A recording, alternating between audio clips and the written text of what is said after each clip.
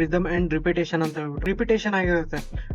ಒಂದು ಶೇಪ್ಸ್ ಅಲ್ಲಿ ಆಗಿರ್ಬೋದು, ಲೈನ್ಸ್ ಅಲ್ಲಿ ಆಗಿರ್ಬೋದು, ಅಂಡ್ ಕಲರ್ಸ್ ಅಲ್ಲಿ ಆಗಿರ್ಬೋದು, ಟೆಕ್ಸ್ಚರ್ಸ್ ಅಲ್ಲಿ ಆಗಿರ್ಬೋದು, ಇಟ್ಸ್ ಕ್ರಿಯೇಟ್ ರಿದಮ್. ಓಕೆ, ಒಂದು ವೆಬ್ಸೈಟ್ ಅಲ್ಲಿ ಏನೋ ಒಂದು ರಿಪಿಟೇಷನ್ ಆಗಿರುತ್ತೆ, ಅದನ್ನ ನಾವು ರಿಪಿಟೇಷನ್ ವಿಜುವಲ್ ಎಲಿಮೆಂಟ್ಸ್ ಅಂತ ಹೇಳ್ಬಿಟ್ಟು ಕರಿತೀವಿ. ಅದಾದ್ಮೇಲೆ ನೆಕ್ಸ್ಟ್ ಬಂದ್ಬಿಟ್ಟು ವಿಜುವಲ್ ಯೂನಿಟಿ ಅಂಡ್ ಎಮೋಷನ್ಸ್ ಅಂತ ಹೇಳ್ಬಿಟ್ಟು, ಯಾವಾಗ ನಾವು ಲೈಕ್ ಬೇರೆ ಬೇರೆ ಎಲಿಮೆಂಟ್ಸ್ ಗಳನ್ನ, ಡಿಸೈನ್ ಎಲಿಮೆಂಟ್ಸ್ ಗಳನ್ನ ಆಗಿರ್ಬೋದು ಯೂಸ್ ಮಾಡ್ಕೊಂಡು ಯೂಸರ್ಸ್ ಎಮೋಷನ್ಸ್ ನ ಒಂದ್ ಸ್ವಲ್ಪ ಜಾಸ್ತಿ ಮಾಡೋದಕ್ಕೆ ವಿಜುವಲ್ ಯೂನಿಟಿ ಅಂಡ್ ಎಮೋಷನ್ಸ್ ನ ನಾವು ಇದರಲ್ಲಿ ಯೂಸ್ ಮಾಡ್ತೀವಿ. ಫಸ್ಟ್ ಎಕ್ಸಾಂಪಲ್ ಅಲ್ಲಿ ನೀವು ನೋಡ್ತಾ ಇರ್ಬೋದು, ರಿಪೀಟ್ ಒಂದು ಸ್ಕ್ವೇರ್ ಬಂದ್ಬಿಟ್ಟು ರಿಪೀಟ್ ಆಗಿರುತ್ತೆ, ಒಂದು ಡಿಸೈನಿಂಗ್ ಅಲ್ಲಿ ಆಗಿರ್ಬೋದು, ಒಂದು ಆರ್ಟ್ ಅಲ್ಲಿ ಆಗಿರ್ಬೋದು, ಒಂದು ರಿಪಿಟೇಷನ್ ಅಂತ ಇರುತ್ತೆ ಒಂದೊಂದು ಎಲಿಮೆಂಟ್ಸ್ ಗೆ. ಅದನ್ನೇ ನಾವು ರಿದಮ್ ಅಲ್ಲಿ ರಿಪಿಟೇಷನ್ ಅಂತ ಹೇಳ್ಬಿಟ್ಟು ಕರಿತೀವಿ. ಅದಾದ್ಮೇಲೆ next visual unity and emotions ಅಂತ ಹೇಳ್ಬಿಟ್ಟು, ಲೈಕ್ ಏನೋ ಒಂದು ರಿಪೀಟ್ ಆಗಿರುತ್ತೆ, ಯೂಸರ್ಸ್ ಎಮೋಷನ್ಸ್ ಜೊತೆ ಅದು ಆ ಎಲಿಮೆಂಟ್ಸ್ ಆಟ ಆಡ್ತಾ ಇರುತ್ತೆ.